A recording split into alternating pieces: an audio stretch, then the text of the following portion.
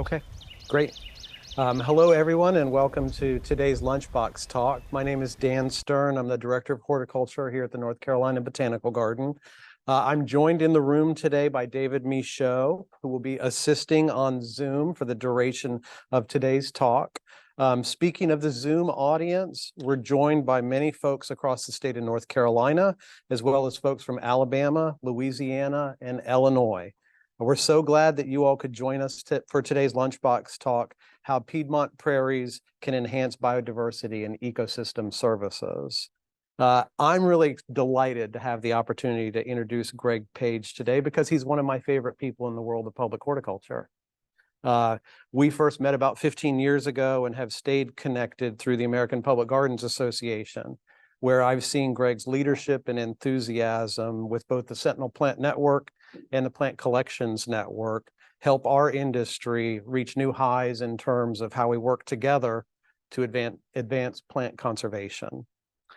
Greg is the Director of Horticulture at the JC Raulston Arboretum, 10-acre public garden administered by North Carolina State University in Raleigh. He oversees the horticultural operations and maintenance of the Arboretum, which showcases over 7,000 plants from around the world.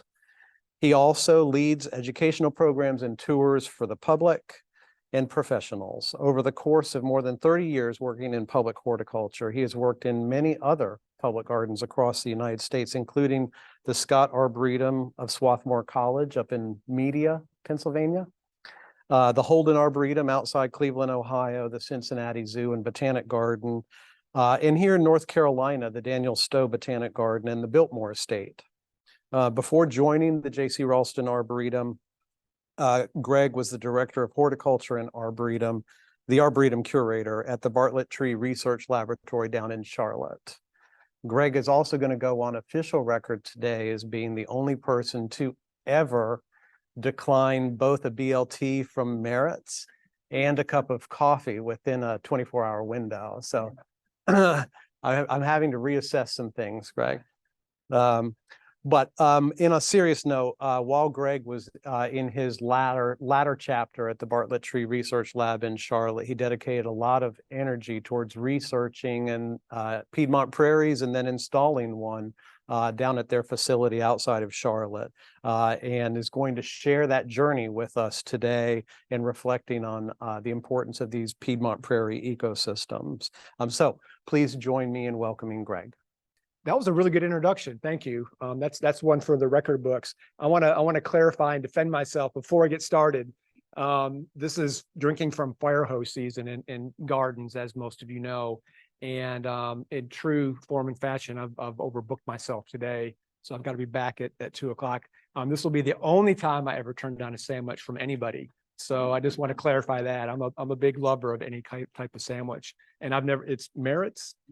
I've never been. So I moved here in December, was at the Bartlett Tree Research Lab for 17 years, so quite a long time.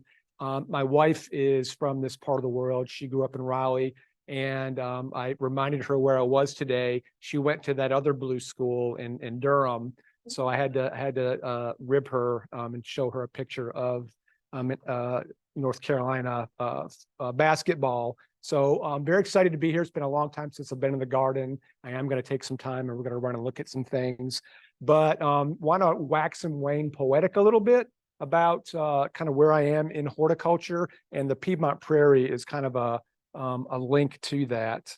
I've spent over 30 years in public horticulture, lots of gardens all over the country, and a big important part of that, of course, is growing lots of plants and being very plant savvy. And that's always been something I've been very interested in, being a curator. I've gotten to do some plant collecting, both nationally and internationally. But as I've gotten older, there's some children involved in that and kind of the way they look at the world. A big important part of what I do and have wanted to do is be a better steward of the garden that we're doing, and a message of that. And having lots of diversity in the landscape has been very, very important. I think in all aspects of life, diversity is very important. So lots of signs of that out in our gardens. Insects are a very important part of that. That's a sign of a good, healthy landscape. lots of bird life. This guy right here who has helped keep our rabbits in check at the Raulston. Those are all signs of important signs of having a good, healthy landscape. For almost every year that I was at Bartlett, this guy would make a pilgrimage across our front entrance, and I hadn't seen, I think it's a her, hadn't seen her in a couple of years. And my last summer there, as I was leaving one day, I saw her crossing. So all signs of a good, healthy landscape to have lots of those animal lives in your garden, in addition to the plants and the plants that you're growing. So as I've traveled and worked and done lots of things, I take lots of ideas and inspiration from different places. And I'm a firm believer that creativity and that inspiration is contagious. And I'm an advocate of passing that on, and hope this talk will kind of cover some of that today. So I pulled that inspiration and those ideas from lots of places. The mountains in North Carolina are very near and dear to me. I spend a lot of time there. Lots of things inspire me about the mountains, from a plant life and just life in general. Visiting other gardens. This is Duke. Lots of sources of inspiration there for me, from a sense of space, how they interact with their students, all that stuff. It's just a magical place to me. But something that I'm starting to look at more is how our really urban landscapes interact with people in the world. Anybody recognize these places? This is the High Line in New York City. Just an amazing green space that's kind of change that face of New York City. And it's a great place to go when you live surrounded by steel and glass and concrete to reach out and embrace and touch nature. Another spot that I love, that I've been lucky to go to a couple of times, is the Lurie Garden in Chicago. To stand in that middle of that garden and look around in 360 degrees and see these skyscrapers, lots of glass and concrete, it's very inspiring. And their focus on native plants is very inspirational. It has changed the way that I look at gardens and what I appreciate about those. Not just the plants, but the insects and the birds and the animals that come to those places. We were lucky. Dan mentioned the APGA, American Public Garden Association. A couple of years ago, they had their meeting at the National Arboretum.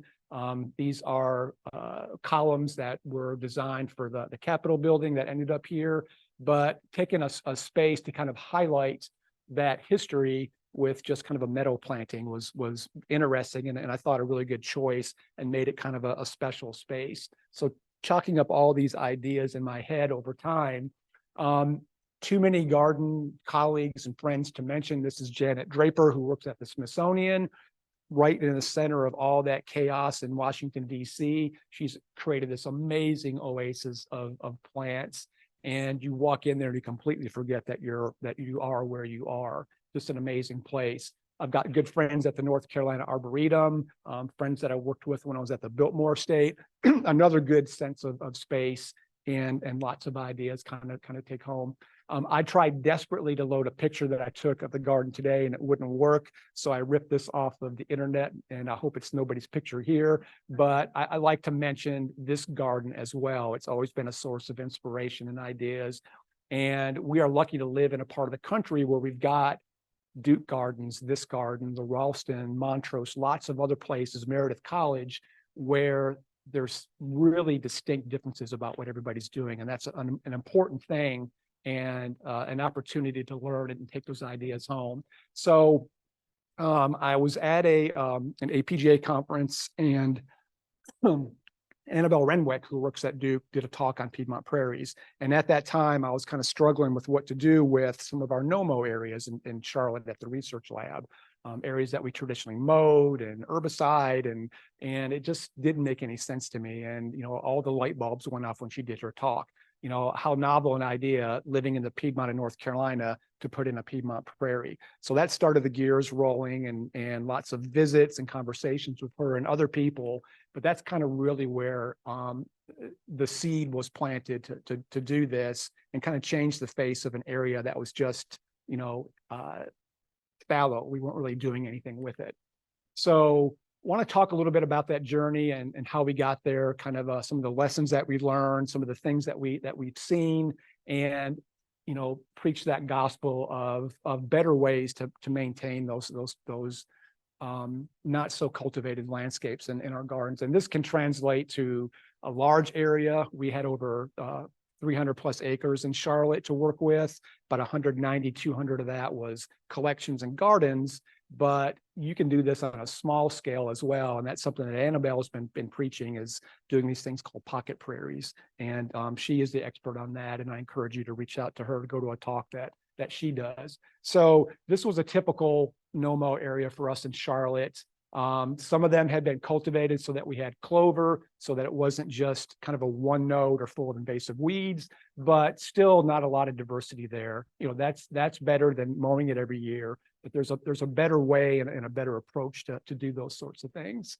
And the adage is, it's been beat into our head almost culturally to not let things go wild or look unnatural, mowing fields, spending hours of time on these things, trimming edges of roads and beds and whatnot, but thinking about better ways to do that and maintain landscapes. When I was in college, I had a professor at Virginia Tech that helped co-author. This is an actual book that you can get on how to line your grass so that it looks really, really nice. So to me, that's taking it to an extreme.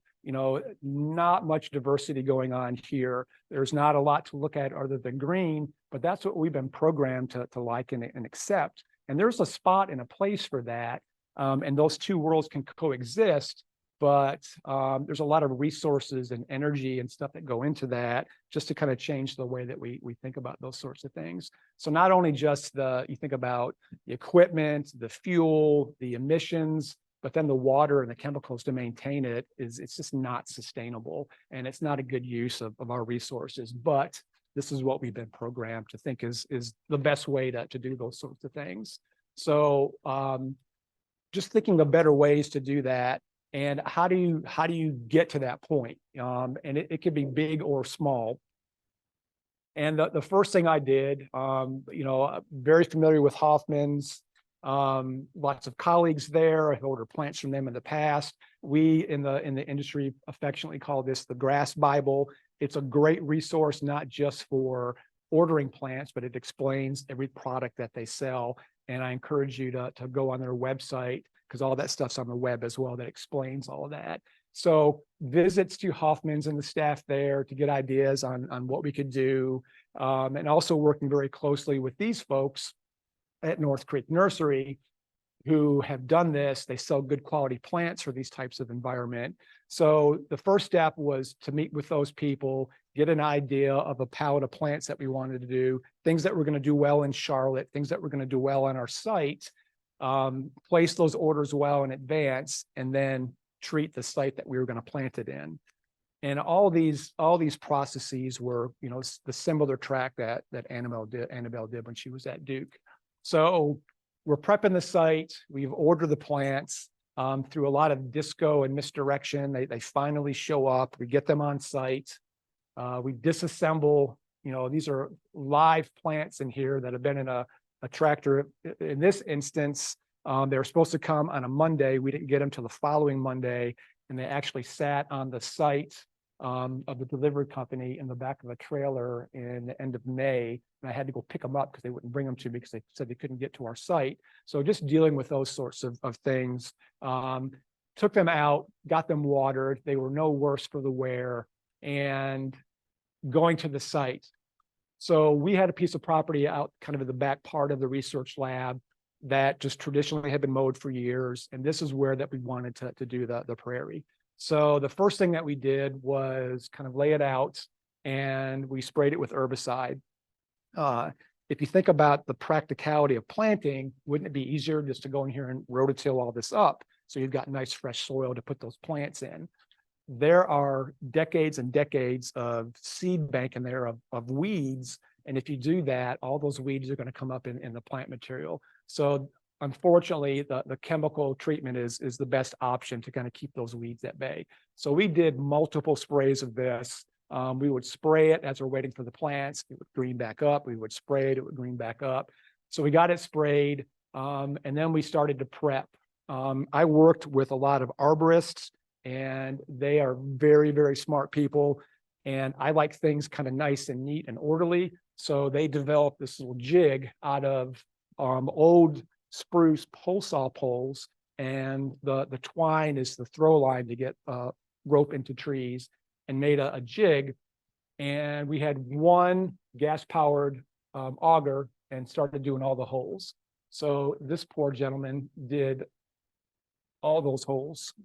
He spent 3 days doing that, just up there every single day, just drilling. And you can see how nice that soil is. Piedmont clay, very, very heavy, very, very dense, not a lot of particulation there. So we got the site ready. We brought the plants up to the site. And when Annabelle did this at Duke, they had a whole design with every single plug laid out in their small prairie. And I didn't put it on paper, but I had an idea where I wanted things. So I had to put my hands on all these things before people would plant them, because I had it in my head that was the best way to do it. So we brought the plants up. Another important factor is to mulch. So all of these containers we filled with mulch so that we can carry that out there, put them around the plugs after we planted to ensure that they're going to have that organic matter and stay moist once we started to water. So we started planting in earnest. It actually was a lot of fun. We brought everybody up and spent the day just with a little bit of guidance. And the design aspect was to kind of put sweeps of things, smaller things in the front that wouldn't get consumed by bigger things, and just kind of did that through this first section. Had a little bit of trouble with stuff falling back in the holes, so we had this bulb auger that we would use, and one of my favorite garden tools, the Japanese soil knife, just to kind of get those plants in there. So pulling the plugs out, plopping them in, spent about a half a day getting this done. And it took a while, but once it was all on the ground, this was maybe 4 weeks later. It's amazing how fast these little plants with that massive root system just take off once they get that soil contact, the mulch, and a little bit of water to kind of get them established. Halfway through this process, we realized it'd be kind of nice to walk in there. So we left a little bit. You can see, uh-oh. I don't know what I just did.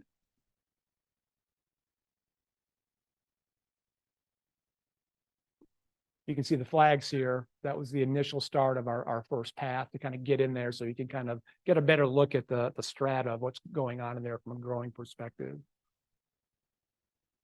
We had 9.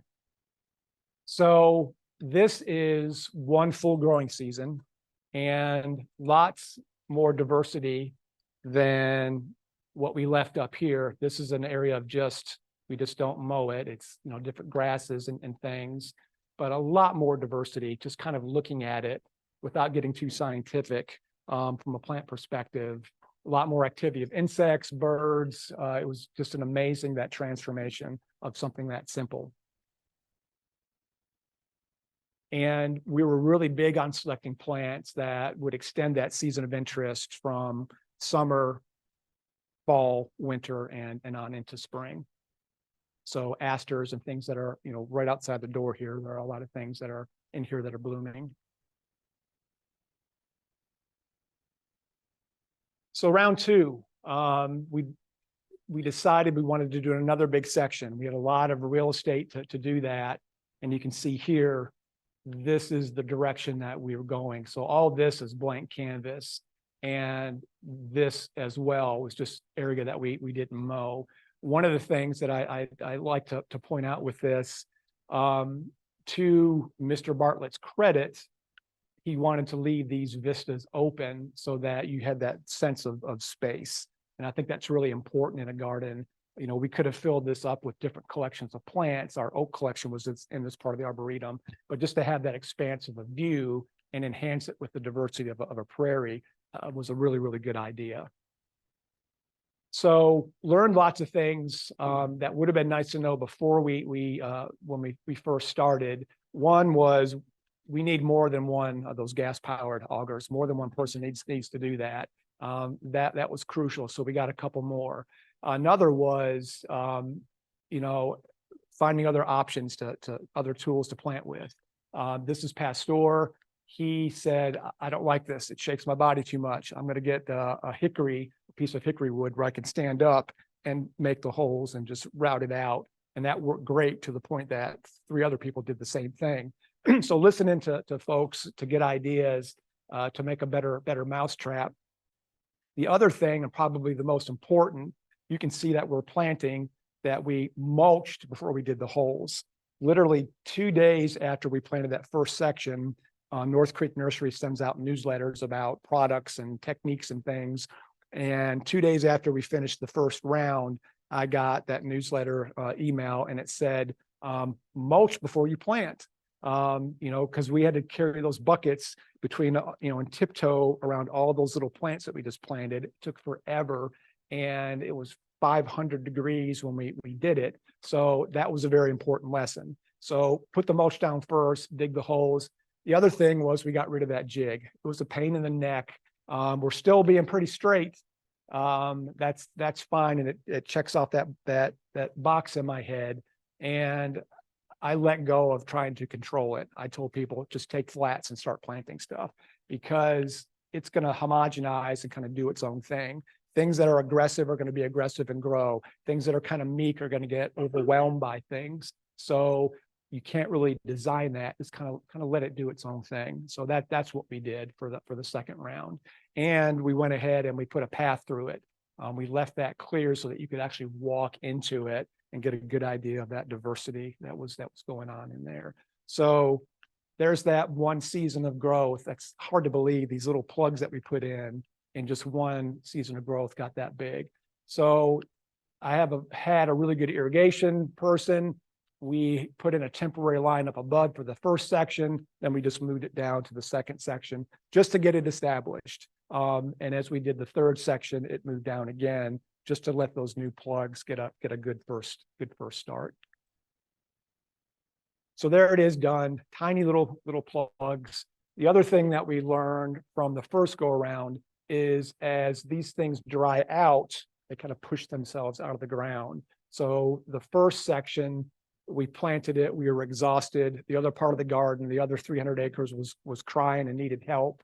And we went back, a week later, and there are a lot of plants laying on the ground because they literally pushed themselves out of the ground. So really paid attention to that and checked on them, weekly, just to make sure that things were in the ground and we're not going to lose these because we're not paying attention.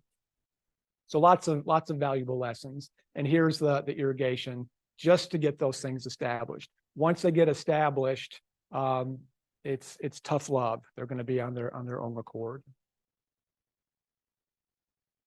And again, the next following cycle, just lots of diversity. And looking back across that newer span, the first year. And again, that multiple season of interest was crucial to what we really wanted to get out of this. I like to tell this story, and I'll tell it because she's not here. When I first got excited about the prairies, my wife was a Duke grad. I brought her with me to visit Annabelle. And after I'd spent the afternoon with Annabelle looking at their prairie, I was super excited about it. And I'm walking through and I'm pointing it out to my wife. And there's that vantage point where we can look at the whole thing. And I'm getting excited. I'm pointing out plants. And she tapped me on the arm. She's like, I like that you like that, but it looks like a bunch of weeds to me. And we wanted to try to avoid that for most folks. More importantly, my boss at the time, I wanted him to continue doing this and kind of carry it down. And I think we achieved that. That looks pretty nice, and there's quite a range of diversity and lots of color all through the growing season. So third round, and order the plants in the late fall, early winter, start prepping the site. Plants usually show up in May, first part of June, right when the temperature starts to kick up. And still learning lessons, and decided to go bigger this time. One of the things that we learned, and Annabelle warned me of this, is there's going to be things you put in that you might regret that are going to really go crazy. So this Rudbeckia really went crazy and choked out a lot of its neighbors. Most people didn't mind that, and you have to get out of your head that you can control where things are going to go, because things are going to go where they want to go. And some things are going to do better than others. I just wanted that diversity and different heights of things. So, you know, one of the things they do at Duke is they'll take some of this stuff out. And we hadn't gotten to that stage yet, but we were going in that direction. The other thing was how to maintain this. I was lucky at Bartlett to have a gentleman that worked part-time for me that was he was the captain of the fire department at the airport. He liked to put things on fire. So we had several dams on the property that were planted with ornamental grasses to hold the soil in, and we would burn those. And conventional wisdom with maintaining prairies is also to do that. Let them get established for a couple years, burn them. That gets rid of the invasives, keeps things kind of down. The plants are kind of genetically programmed to handle that, and then they come back. Hard to do in a place like Duke University when it's right in the center of their garden. Easier to do for us, but a lot of planning and procedure to make that happen. And they learned over time that when you burn things, it makes things that are aggressive angry, and they come back even stronger. So we ruled out doing that. We mowed them after the first season just to get the kind of the roughage down, left all that stuff down. And one of the theories with maintaining prairies now is to kind of treat it like it would where the prairies were maintaining themselves by animals feeding on them, elk, deer, and other animals. So we rented buffalo. Not really, not really. But that was kind of the mindset. And when Annabelle explained that to me, it made perfect sense. So there's a thing in horticulture called the Chelsea chop, where mid-season you chop your perennials down by half so that they're not all leggy and fall down. So that's what they're doing at Duke, is they go in right before things get really aggressive and prune them down a little bit so that they're not all leggy, they're not falling down, they're not choking out their neighbors and their companion plants. And when you're standing looking at it, you're getting a better perspective of it. It's not all over your head, and it kind of limits your view. That's the best option I've heard of maintaining them. And that's what we started doing with our prairie, was going in and cutting back some of those aggressive things to kind of get them down. So for round 3, at this point, Mr. Bartlett was really excited. He's like, I want it to be bigger. And I also don't like that it's too square, it's too linear. And when he stood and looked at it, you can see it here. There's the border of the first 2 seasons. It's nice and square, and it didn't really fit into this part of the landscape. And I mentioned this is our oak collection ran here and up the perimeter and back down. So we had some trees that were kind of in the way, but we just incorporated them in and planted smaller things underneath them. But we went all the way to the edge just to break up that square monotony, and it completely changed the way that the rest of it looked. We also put in a path that dissected this, and this was going to be the middle of the future sections that were coming up. So you could actually take a cart and get down in here if you wanted to, but just more of a space and a break, and make it kind of unnatural so that it didn't detract your eye with a straight linear path. So probably ordered as many plants that were in those 2 sections. And lessons learned at this point: no more nice straight lines either. Just put the holes wherever. It's going to look better. It's going to look more natural. And I don't care where you put stuff. We put some things, these are some carex that are kind of low.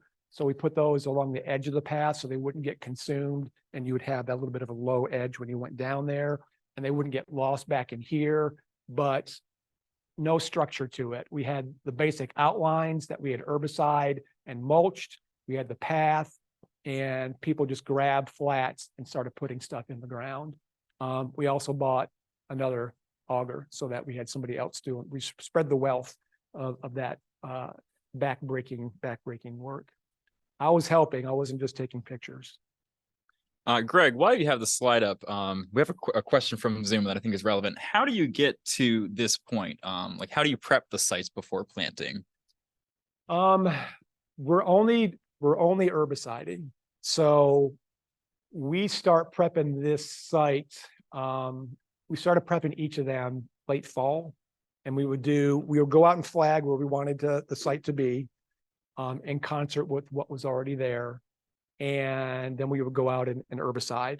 And that would be a kind of initial kill. And then as weather permitted through the late winter, we would treat again as stuff would come up. And then closer to planting time, we would do one more herbicide treatment, just using Roundup, nothing stronger than that. So you don't want to till, you don't want to disturb that weed bed. You could certainly plant in what was already there and not do the herbiciding, but again, you're going to have to compete with the stuff that's already there. We had Bradford pear in here. We had Ellie Agnes, lots of crabgrass, Johnson grass, things that we didn't want to keep in there to compete with the plants that we wanted to eventually take over. And the thing about all those species of prairie plants, they've got great big root systems. They're used to that competition, and they're going to outcompete most of the weeds that are in those sites. So this looks like we've tilled it, but we haven't. We've sprayed it and we fluffed it up with that mulch so that we had the mulch there before, instead of tiptoeing around all the plants.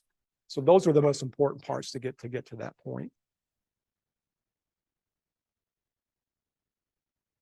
So this particular one, we got everything up there, and this, it was probably 90 degrees this morning, got everything up there, staged and ready to go.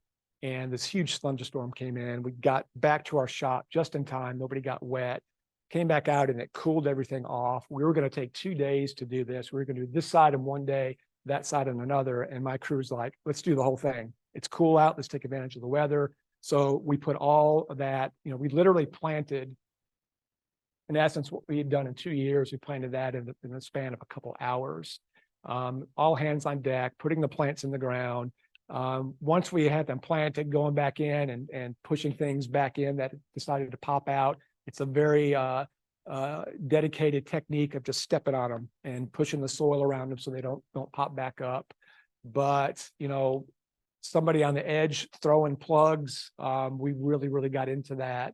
It was a lot of fun on a very hot day. And there it is after we're done, just kind of going back and cleaning up our messes, breaking up dirt clods, pushing the mulch back around the bases of these so they don't dry out. They've got that organic matter. Somebody came back and got the irrigation going, but there it is. This is this time of the year after we had already planted it in the first part of June. And here's that dedicated path that goes down and back in that way. But just in a short span of time, things come up really quickly. And again, this is late summer. This is probably around August. Originum. There's some mountain mint down here, some Joe Pye, lots of diversity, Liatris, all kinds of things, and grass is intermixed all among them as well. So planted plants, this is all kind of blank canvas of just stuff that we've kind of just let go.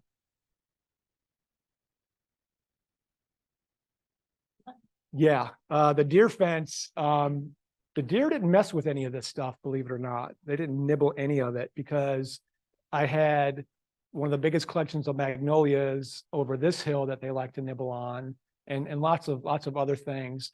The entire arboretum was encompassed with fence to help keep the deer out, but they still got in. They found ways to get in. We had a automatic gate, and people would come through. When the gate would open, the deer would come from across the street, come through the gate. So again, this is this time of the year, Minarda that's done its thing and carrying that winter interest in. All the Solidagos starting to come up and color up and do their thing. The grass is looking pretty with their seed heads up and the sun being lower in the sky. It's just a really pretty, picturesque landscape. And later in this was probably around right before I left in November. A lot of color for that time of the year. And if you build it, they will come. Every kind of insect you could think of. On our little patches of Asclepias, We tried to plant those where we could get to them because we knew that the caterpillars would come. And, the first season, they were just loaded with the caterpillars. As we were taking the flats off and sitting them on the ground, the first planting that we did, insects came from all directions. It was amazing to see. And lots and lots of pollinators. This is a pollinator magnet, this mountain mint.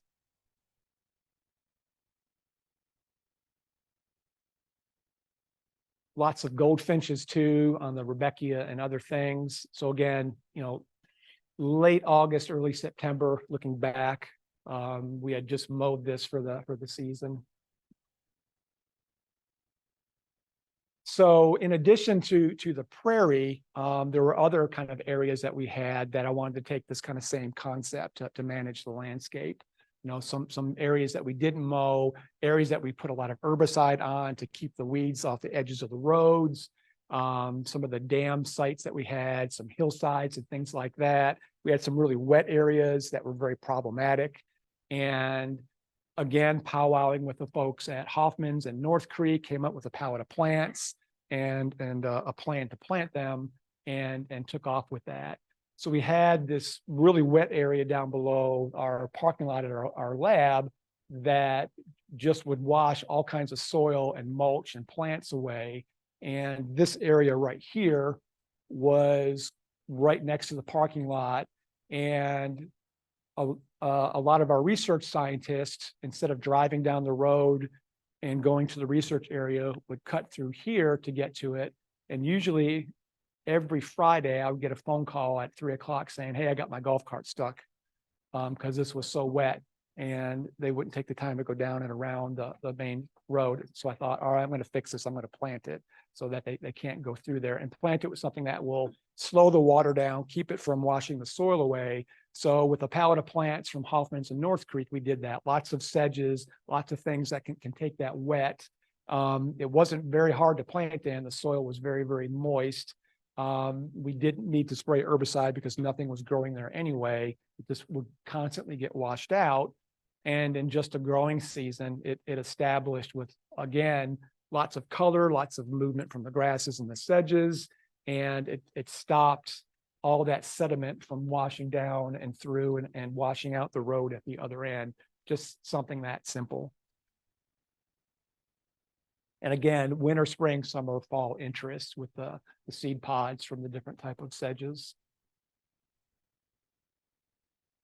And then taking that same concept on a lot of edges along the roads, we would spend hours of time and chemicals to keep the pokeweed and some of these invasive weeds from getting out to the edges of the road, or mowing them constantly, and just planted different types of grasses in there once and letting them go. Things that can take the dry, things that could take that horrible soil, rather than focusing on herbicides and stringline trimmers and that sort of thing.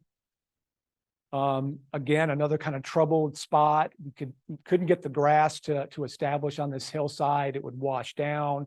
We had some hoop houses here, and it was next to our maintenance building.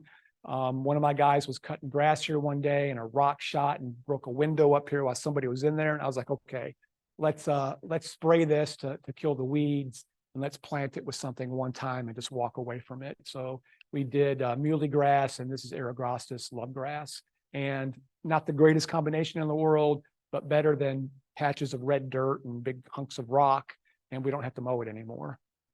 And carry those concepts all through. The edges of our ponds where water would wash in and sediment.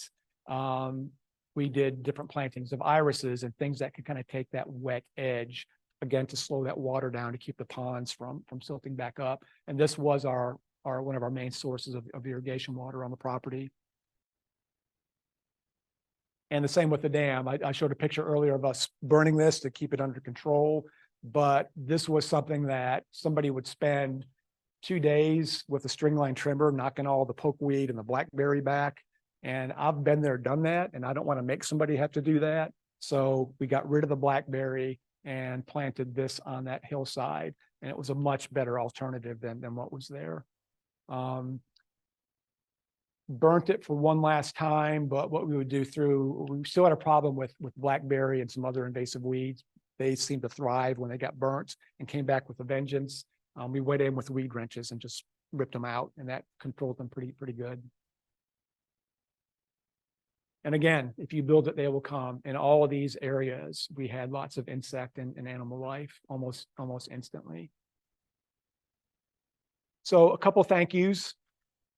The folks at North Creek were incredibly helpful to me. I've known them for quite a long time. I worked with Angie. She was great to work with.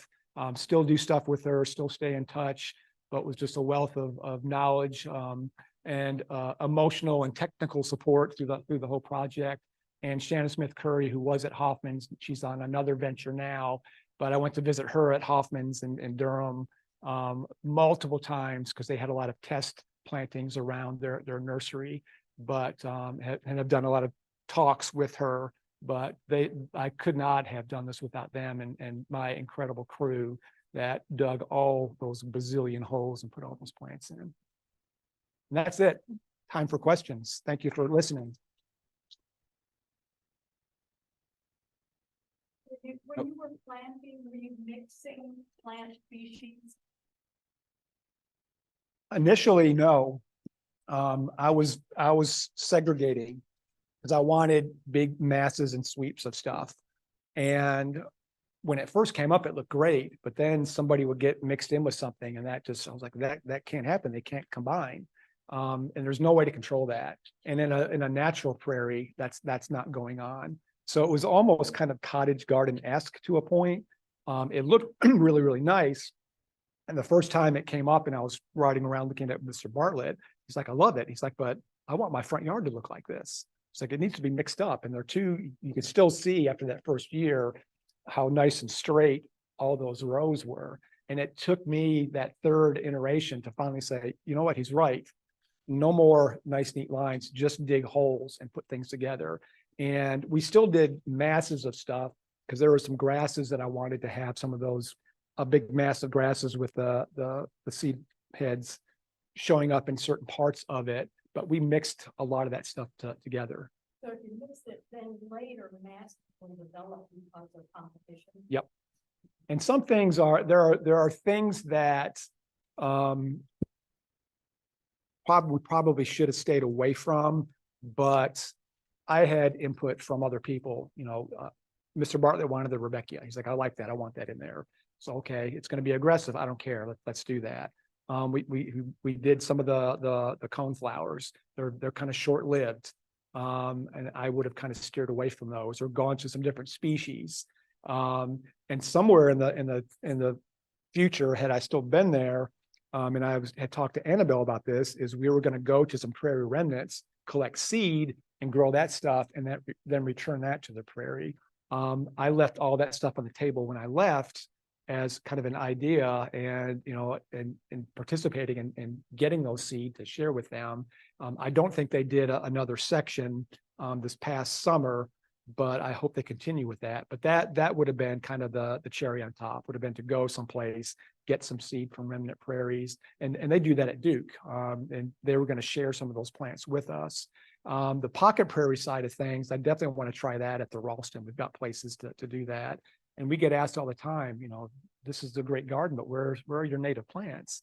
And I said, you have to go down to Chapel Hill to see that. They can't compete with those guys, but there's room for all that stuff. And we hope I'd love to do a pocket prairie so that we've got that talking point at the Raulston, and do more with, we've got natives all through, but have areas that we can take people or direct people to look at that stuff. That's a long answer to your question.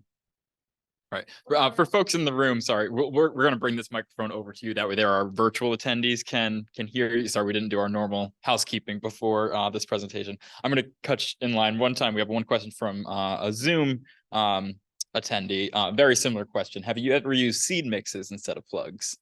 No, and part of the reason for that is competition. We had talked about, and we had done some exploring of using seed mixes in some other areas. And you never get as good a coverage as you do with a plug.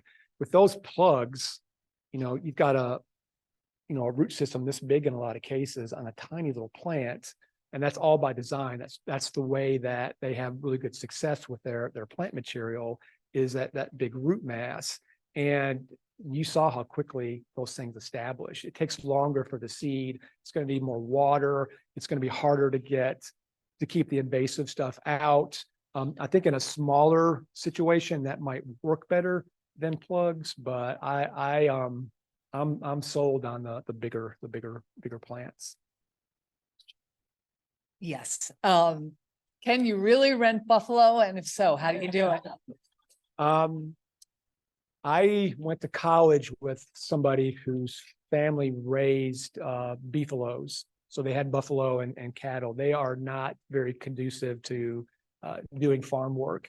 I would say that would be a big no. But just mechanically, chopping things down, even with, mechanical hedge clippers, just to kind of push things down, that's gonna kind of achieve the same thing. Could you say, Just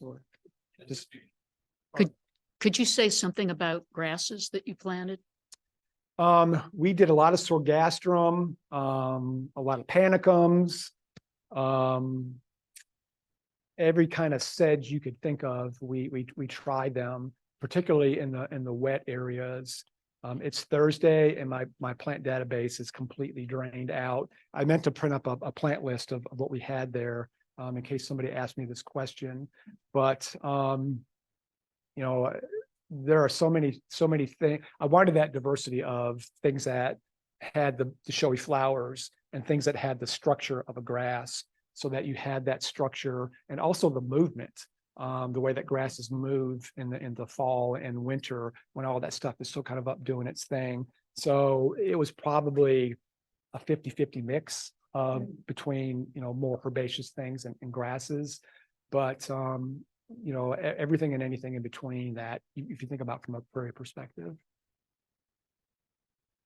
What size is a pocket garden, or what is the A pocket range? prairie, No, yeah, how small and as small as you want it to be. Again, that's not my area of expertise. That's something Annabelle is kind of preaching, because not many people have, at this point, the prairie at Bartlett is probably maybe 3-4 acres.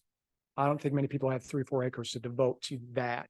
From a commercial standpoint, absolutely. And that's kind of where I first got the bug is, Bartlett worked with a lot of people that manage commercial properties, and they would always ask, why are you mowing all these areas? Just kind of let them go. So it definitely has an application for that. From a homeowner's perspective, it could be as big or as small as you want it to be. One of the things that Annabelle has been doing is, if you think about a lot of parking lot islands, that little hell strip that they call it, that's the perfect place for something like that. They're going to be able to take that soil, they're going to be able to take the heat, they're going to be able to take that lack of water, and they don't need that much maintenance. So that's the perfect situation.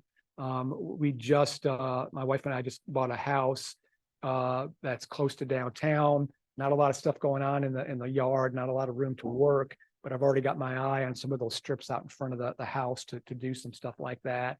It could be, a handful of plants, or it could be bigger.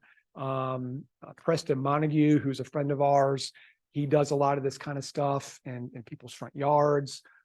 Leaf and Limb has a branch of their company that does prairie installation on kind of a small aspect. So it's as big or small as you might be interested in. Saw a lot more hands earlier.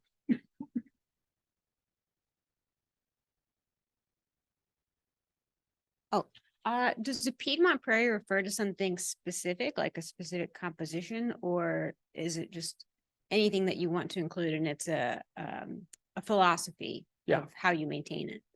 The folks at Duke stayed very much more closer to the definition of a Piedmont Prairie than we did. The Piedmont Prairie used to extend from southern Delaware all the way through into central Alabama. So hundreds of years ago, that was a prairie landscape. So that's where the Piedmont Prairie, the term comes from. They were more focused on species that were found in this part of the Piedmont Prairie. And we didn't embrace that quite as heavily as they did. but I was working in that direction to where we were actually going to get seed from remnants and seed from them and start incorporating those species. This is still considered part of the Piedmont. So it's mostly the orientation of where you are, that's where the term comes from. But you could go to the same point of just species that are from this part of North Carolina that would have been found traditionally in a prairie. I think so. Yeah. The group at Duke is, when they're collecting seeds from remnant prairies, are they then planting those and making their own plugs before they plant them? They traditionally would go to sites, they would collect the seeds, at the appropriate times of the year. They would do the right germination things to get them to germinate. Start them out in flats, step them up into smaller pots, and then eventually to, typically a growing season, and then take those pots and put those plants right into their prairies. I have a question about the large scale use of herbicides. Does it not have a half-life? I mean, can you plant right away after you use the herbicide, or? They break down pretty quickly. They don't linger in the soil that long, and we're spraying, we mowed the area first to get it down to a lower so that it wasn't this high. We mowed it down first, did that a couple times through the late summer, and fall is a good time for herbicide application because those plants are taking the reserves down to the root systems. So we would use low volumes, just Roundup, nothing else, no surfactants, no broadleaf herbicides, just Roundup. Spray that, it would knock things back. Things inevitably will come back up. Birds would drop seeds in through the growing season. 3 was the magic number. I didn't want to keep spraying, mostly just from a manpower timeframe standpoint. But it breaks down pretty quickly once the plants take it in. It's not sticking around. They don't get the root systems. I have got a colleague in the Delaware Valley that does that for English ivy removal, and inevitably it all comes back.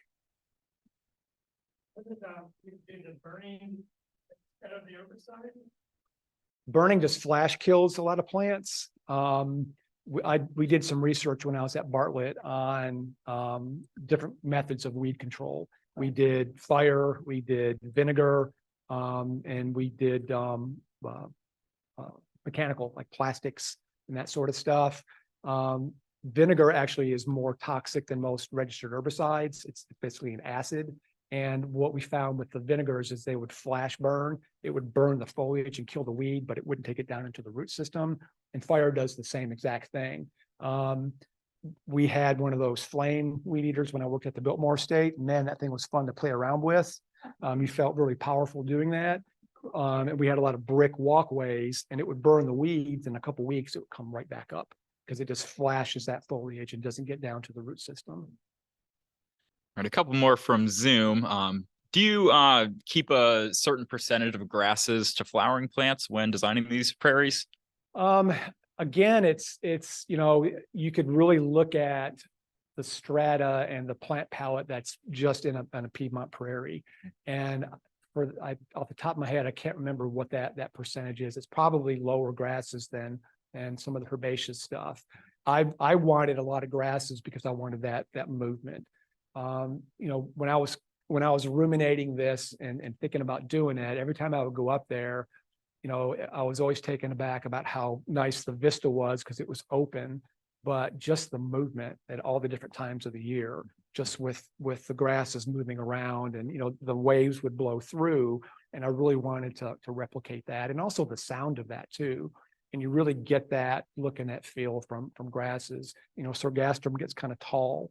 And I like the seed heads of that because some of them get really rusty brown and yellows, and also the colors of them. And also from a winter interest standpoint, it's hard to find a better hardworking plant in a landscape than a grass to kind of extend that season. So for me, for our particular prairie, we went really heavy on the grasses.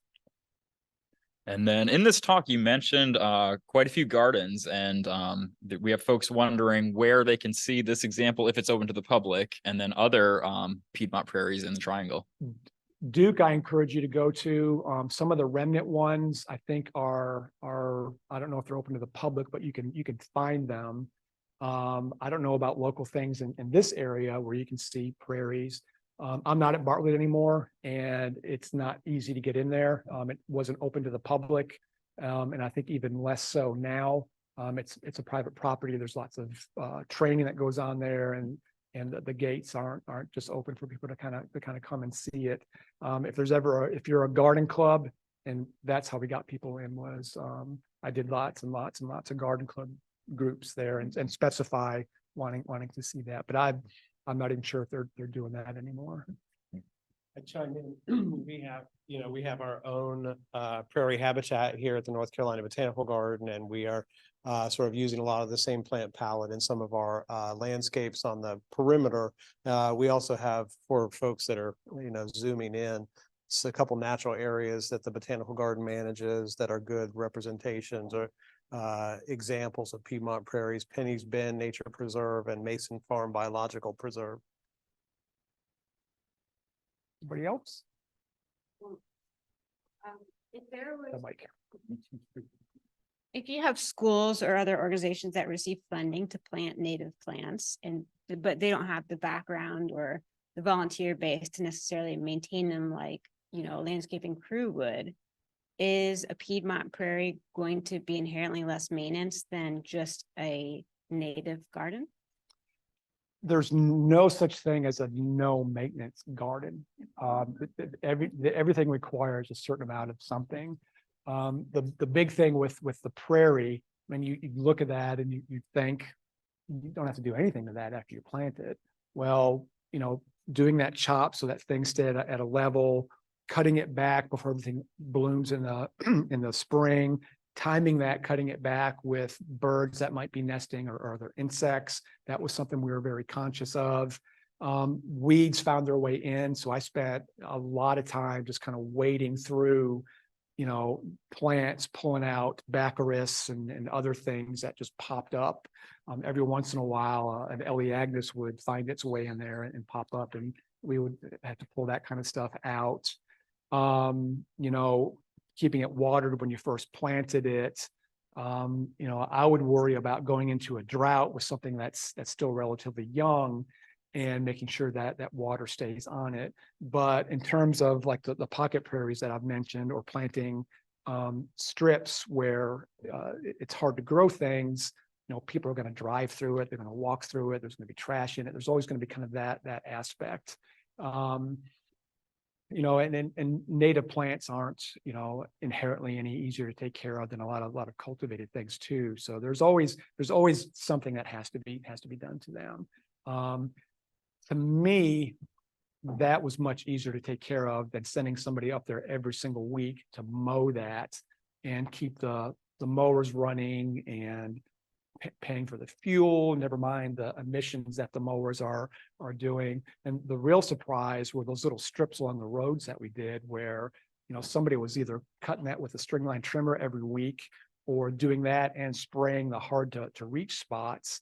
I mean, that freed us up to do other things in the garden. So there's kind of a trade-off, and not a direct line that says one way is better than the other. I think it's a better, more sustainable thing than a lot of traditional things. Did that remotely answer your question? Yeah. Great.